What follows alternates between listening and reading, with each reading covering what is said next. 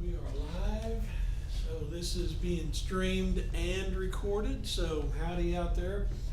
My name's Randy Spurlock. I am the flatbed trainer here, and a lot of people know me, been here for a long time. Started a heavy haul, top glass, top flatbed, which is my current position, and all around busybody. So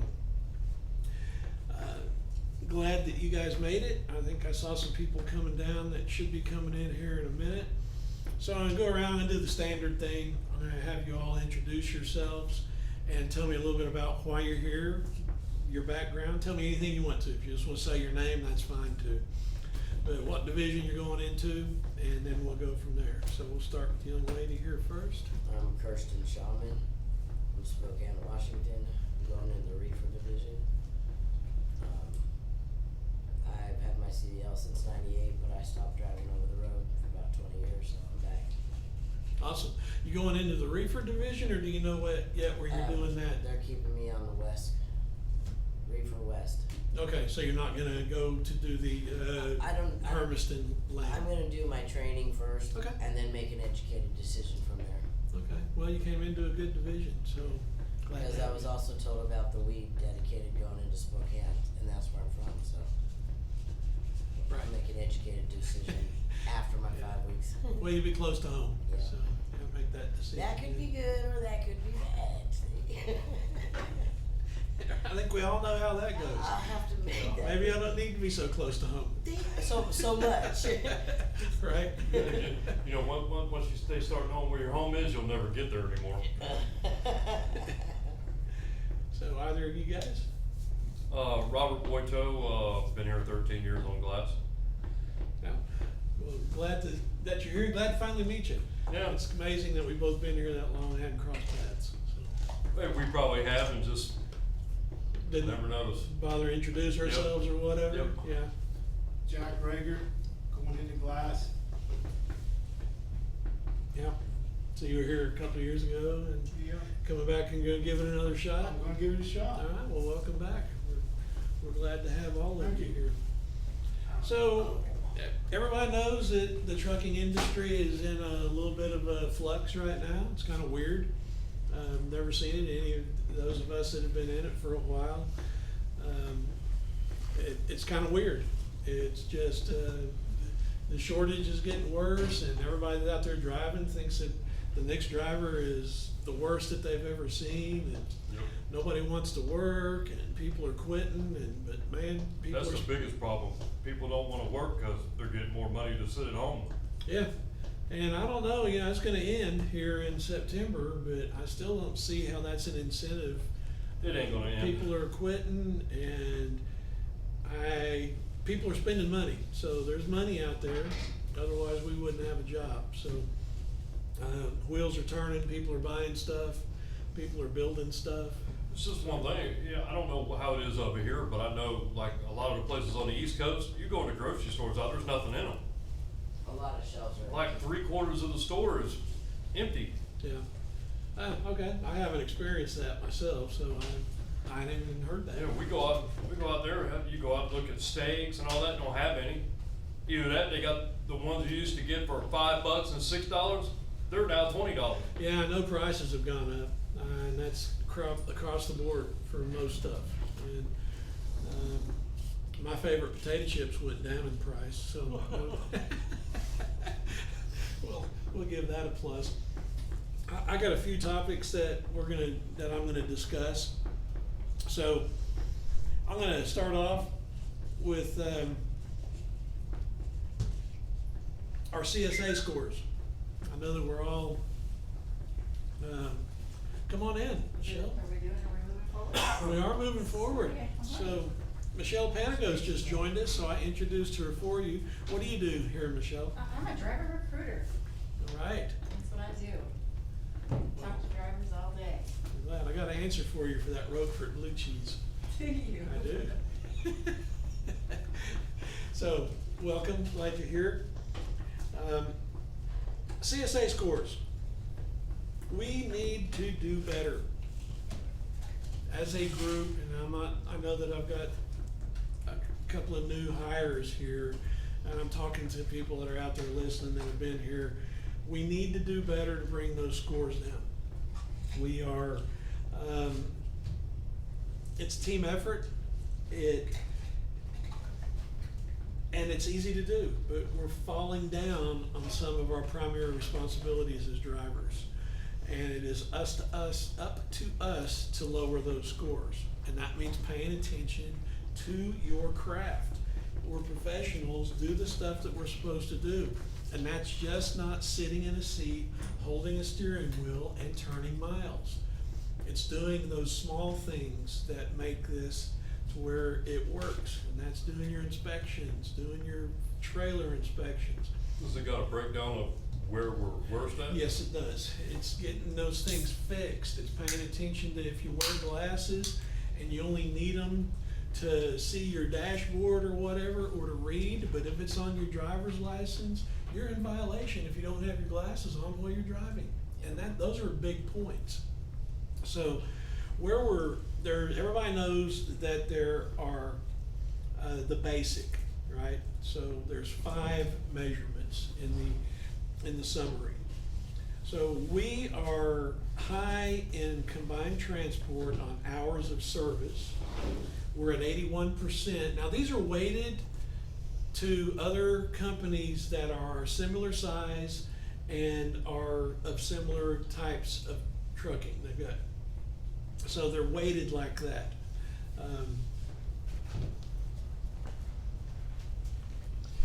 So we're at 81% with hours of service, and the thresholds are different. Thresholds for hours of service is 65%. So we're 16 points above where we need to be to not see inspections. And that, once again, it goes down to drivers and paying attention to your hours of service. It is, I know that I have not experienced the ELDs, right? I've not been in a truck since December 19th of 2019 when they came out from the old OBRs. I was pretty good on those, but since then I've not been on a truck. So I know that that's a struggle for a lot of people. They're pretty detail oriented and it's easy to miss stuff. You still should get a violation of it, should but not. the damn thing is telling you, you have 1 minute to drive. Yep, and they've winnowed that down. That comes in to, when you do your inspection, to proper trip planning, right? If where you wanna be that night is 640 miles away, that's probably not a good trip plan. That's probably not, you know, hey, if you get close and you look over there and you're 40 miles away, you got an hour and 15 minutes left on your clock, yeah. But that's not a good plan at 7 o'clock in the morning. Yeah. It should be, you know, a little bit more reasonable than that. So you shouldn't run your hours down like that. But we just need to pay attention to that, get that down there so we quit having our red lights come on. Driver fitness, we're at 85%. The threshold is 85%. Now Jeannie tells me that that's going to come down over the next month or so. So let's not add anything to that. Driver fitness is, do you have your driver's license with you? Is your driver's license current? Is your med card current? Do you have your hearing aids in? If you wear hearing aids and they're on your driver's license. If there's any, if you're diabetic, if you're have glasses and you're supposed to have your glasses on and you don't, those are all part of driver fitness. And those are weighted a little heavier when you get a ticket like that. So pay attention to that stuff. It's all the small things that we have to do as drivers. So it's all on us. But so we're at the threshold on that. Those are the two, get that little orange triangle there, and that comes off the CSA website. When those show up, that's when the red lights start showing up, right? So that's 2 of the 5 basics. And vehicle maintenance, we are at 76%. 80% is the threshold. We're 4 points away. We do not want 3 exclamation points on our service record with CSA. That would not bode well for us. I don't know if that puts us in an intervention, Because that's the next step when they do this, is when you start getting there, they do an intervention, so they say. I don't think we're in any danger of that, but that's just how the process goes. So, and this is all on the combined side, okay? We've, on the Blackwell side, we're good, all right? We're creeping up on vehicle maintenance, we're at 52%, and that's the highest one on Blackwell's side. All the others are below the threshold. Those guys are getting green lights. Blackwell is, well, you'll have your say here in a minute there, latecomer. So while there's a break there, and Anthony there interjected himself into that, why don't y'all go ahead and introduce yourselves. I'm Anthony Gabaldon. I've been here for 6.5 years now. Yep. Almost 6.5 years and still going strong. Well, I've glad been you're with here. I've been with Combined and Blackwell both. Right. You're with Blackwell now, I'm with right? So Blackwell now. you shook your head. Are you getting some red We're lights? still getting red lights because it's, what they're considering as the thresholds and stuff like that, they're considering it all together. It's not just Blackwell and it's not just Combined, it's all of it together. Well, it's not supposed to be. not They're supposed to be, separate but that- companies, they're separate DOT numbers. When they see that come across, when they see our blue truck come across, it's like. oh, Yeah, that may be an individual deal on the Yeah. individual operators at those locations, but that should not be coming over as automatics. I mean, I get, the only state I get, red lights in is California. Yeah, and so you're lucky in that aspect, I get green light in because California. the way this down here. Never get a green light in California. So they're full of acronyms. Government, they love their acronyms. So this is the Inspection Selection System, the ISS. We got a 96 with the combined. Now, these are weighted from 0 to 100. So combined Zero to transport good or- is at, no, it's bad. That's 96. What does that mean? What's the recommendation? Simply inspect. Basis for recommendation, safety. So you're gonna get pulled in, and if they don't like what they see, they're going to inspect you. Just because you get pulled in doesn't mean we're automatically tagged for inspection. You pull in and you got crap piled up on your dash, doesn't look like you know what you're doing, or doesn't look like you care what you're doing, you're more likely gonna get the combined pull into bay one. If you're looking good, your dash is clean, your truck is squared away, you're more than likely going to go ahead and weigh, as long as your weight's okay. Like that. But once again, it comes down to teamwork and all of us doing our part. We drop these down, we're gonna start getting back to green lights. I know that's frustrating to get pulled in when you assume that you're going to get pulled in. So Randy. Yes. How we look at how, I guess, the terminology, like, a lot of guys are into the sports thing. Mhm. So a lot of terminology is, the lower your score is, the better your golf game is, right? Yes, Okay, so that's the same thing with this. The lower the score is, the better our game is. absolutely. So as long as we can get it down and keep going down with it, that's gonna better our golf game. Yeah. Yeah, then I won't get, red lights in a closed scale, like Right. we do in Klamath Falls. Yeah, scale closed, but you get a red light. That's kinda scary too. Yeah, it you know, is. and you're like, oh, man, what do I do here? Well, don't pull into a closed scale for one, so. But yeah, when you get your red light. Yes, so the point is to not get points. So let's all do our part and be team players on this. And so on that same thing, the ISS for CSA, the Blackwell side, so their 37 is against our 96. And I say our, so I'm speaking Bye. combined, and I shouldn't do that, we're all one company. So Blackwell's 37, Combined's 96. What does that mean for the recommendation? Pass. That means give them a green light. What does that mean? The basis for recommendation? Safety. Means that they deem that Blackwell is operating at a safer level than Combined. What can we do with Blackwell to help out Combined? Not much you can do. keep doing what you're doing.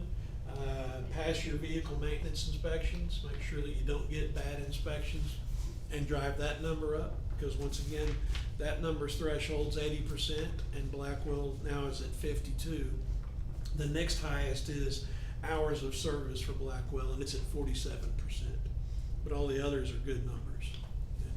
So there's not really much you can do other than encourage combined drivers to do their jobs. We should all be doing that to each other. We should all be helping each other and being optimistic and just trying to make sure that our jobs get done so we can get back to some kind of normalcy, get those green lights. Yeah. Which brings me to one more thing on it. CSA, I'm not gonna talk about that anymore. And this is on Blackwell's side, the exemption that's expiring for COVID, the safety exemption. There's really no reason that we should be using it. If you are gonna use it, follow the rules, right? The rules are that you can drive until you get your load unloaded. If you're hauling a commodity that falls within that COVID exemption, which means that you can drive until you deliver. You aren't held to the 11 hour and you aren't held to the 14 hour. But the rules are you stop when you're tired, and when you unload, you have a mandatory 10-hour break, period. And we're having people that are violating that. So we don't know if it really will expire August 31st. They may extend it again. They may not. They've kind of perpetually extended it as the COVID has. So you guys that are using that, please follow the rules, because we got a 20 point the other day, and we got 20 points on the hours of service and for a violation of the exemption, right? So doesn't matter what the ticket's gonna cost, doesn't matter whether the ticket cost anything, it cost the driver 20 points, it costs combined transport 20 points. And those are 2 years coming off the books. That's huge. That's a big number. So that's all I'm gonna say on that. Talk about something a little bit happier. Well, I'm gonna stay with the teamwork thing, and then we'll get to the happy stuff. Trailer inspection reports, they're required. I know that we're dropping trailers, and I know that everybody wished that they were married to their trailers. That is not, right? I am. You are. You're an exception. There are, I don't know how many. It's not a big number. Yeah, there's not. Heavy haul and some glass, but everybody else drops trailers and picks up trailers, right? You're required to do a trailer inspection report. You're required to report damage to those trailers, and you're required to try to get that fixed. I know it sucks if you pick up a trailer and somebody didn't do their job. But if you blow it off, then you're just blowing it off to the next guy too. Or something's gonna happen and it's going to fail while you have it, and then you're gonna be out of service waiting for it to get fixed. Let's all work together. Once more, it goes back to teamwork. Let's try to be thinking about somebody besides ourselves. Let's think about helping our fellow drivers and the company as a whole, so we can get those numbers down. And also, this is a huge headache. So it's not just about the numbers in our inspection and CSA. It's about how we operate as a company. This is a huge headache for driver services. It's a huge headache for the managers that have to make sure that these trailers are rolling. So, What are they doing to penalize the drivers? Like if a driver drops a trailer off and didn't yes, and dropped all that, are they penalizing that driver? I'd like to say they are, but in reality we aren't, and we're working on that, and I cannot speak for the direction they're going, because we are working on it. And a lot of people and a lot of old hands want that, myself included. There should be you should be held Yeah. responsible if you don't do your job. And so I feel pretty strongly about it, but I don't know the particulars about what they're doing, but we are going to install, it's in there, it used to be in the driver's handbook, Yeah. that there was a certain ramping up or level. Didn't they take away your bonus? They took it Well, out. yeah, and I don't know what we're gonna do, but we're gonna do something, because it's gotten out of hand. But if we could bring that back down, once again, teamwork, if everybody does their job, it starts getting smaller and smaller and more easier to handle. All right, so enough of that stuff, let's go on to some a little bit happier stuff, for the glass guys especially. This is from the recruiting. I work in the career center, although I do the training. I work in the career center for Jason Card. Glass has got some pretty good pay changes coming up on August 1st. It's a pretty big deal, actually. I don't know how many miles you run, Robert. You're on mileage, right? Yeah. Okay, so, did you read the email? Mhm. Okay, so number one change is 3 cents per mile for all mileage paid company glass drivers effective August 1st. That'll show up on your August 20th payroll, right, and from there forward. So there's an extra 3 cents a mile bump across the board for the glass fleet. The second one is momentum pay, a little incentive. Little, as Mike said in the company newsletter, incentivization, I believe is the right way to, he said it was a made-up word, it sounds like a made-up word.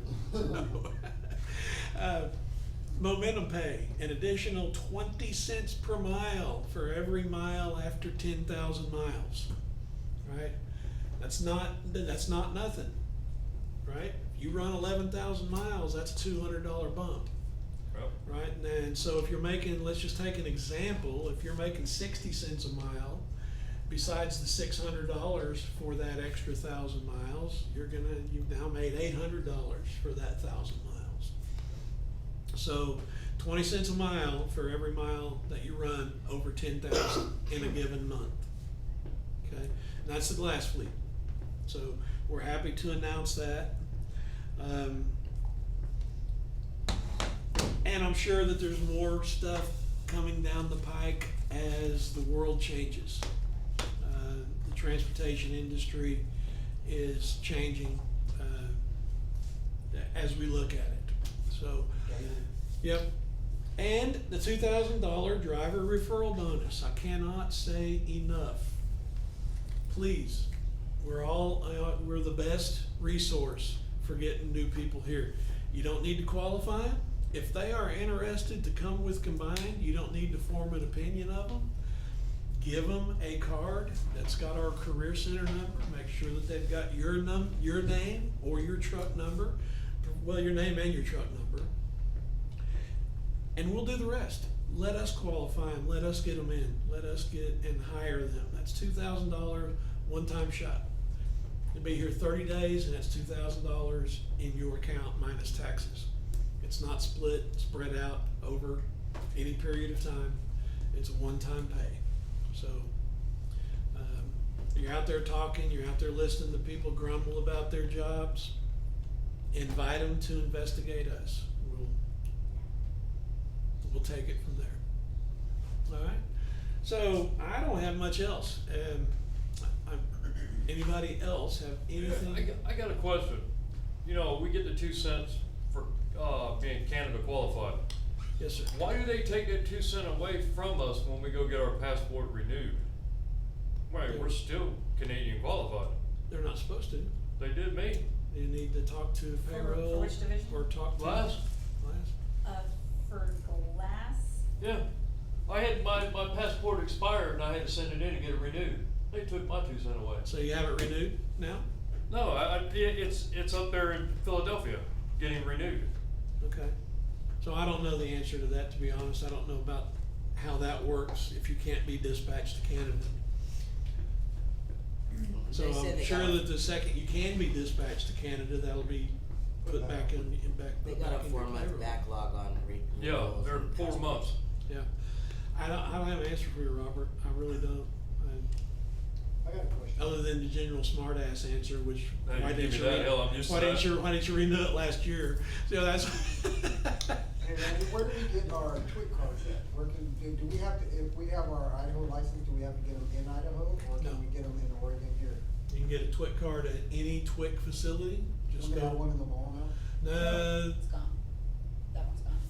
yeah, There's one in Roseburg and there's one, well, I had a guy look a couple of weeks ago and he said there was one local. oh, really? I didn't look, anyway, you go on the TWIC site and it'll populate for TSA. And you don't have to do it at home, and you don't have to go back to that same facility like you used to, mail it to your house. All you gotta do is go do the background check, pay for it, and then we'll reimburse you, and they'll send the card to your house.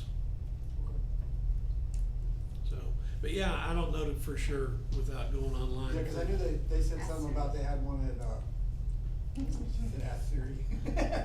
They had one in, over here in the mall. Yeah, right down the mall. Yeah, For they like did. 2 years. It used to be there, but it's, they took that one out when COVID hit.